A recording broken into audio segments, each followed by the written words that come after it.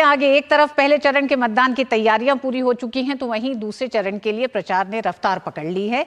तो तीसरे चरण के लिए नामांकन का काम जारी है। बीजेपी समेत एनडीए में शामिल दलों के दिग्गज नेता देश के अलग अलग हिस्सों में चुनाव प्रचार में जुटे हैं, तो वहीं पार्टी प्रवक्ता और नेता अलग अलग मुद्दों पर विपक्ष पर हमलावर हैं। बीजेपी 370 और एनडीए 400 पार के लक्ष्य को हासिल करने के लिए बीजेपी के दिग्गज प्रचार अभियान में पूरी ताकत झोंक रहे हैं। इसी कड़ी में बीजेपी अध्यक्ष जेपी नड्डा ने असम के कोकराझार और उसके बाद उदलगुरी में विशाल जनसभा को संबोधित किया। उन्होंने कांग्रेस व इंडी गठबंधन पर निशाना साधा और मोदी सरकार की उपलब्धियां गिनाते हुए असम की जनता से एनडीए के पक्ष में वोट करने की अपील की। मोदी जी की सरकार मतलब प्रोएक्टिव सरकार, प्रो रिस्पॉन्सिव सरकार। प्रधानमंत्री मोदी जी ने देश का राजनीति का चरित्र, देश की राजनीति की परिभाषा, देश की राजनीति का कार्य करने का तरीका, ये सब कुछ बदल डाला है। गुजरात के गांधीनगर से बीजेपी उम्मीदवार और केंद्रीय गृह मंत्री अमित शाह ने अपने संसदीय क्षेत्र में चुनाव अभियान की शुरुआत की। उन्होंने गांधीनगर के साणंद में रोड शो किया, जिसमें उमड़े भारी जन सैलाब और समर्थन के लिए उन्होंने जनता का आभार जताया।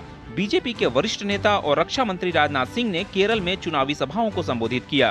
केरल की पथानामथिट्टा से भाजपा उम्मीदवार अनिल एंटनी के समर्थन में रैली को संबोधित करते हुए रक्षा मंत्री राजनाथ सिंह ने राहुल गांधी पर तंज कसते हुए कहा कि कांग्रेस पार्टी का राहुलयान न तो लॉन्च हुआ है और न ही कहीं उतर पा रहा है। आदित्ययान यह हमारे सूरज के नजदीक पहुंच गया है।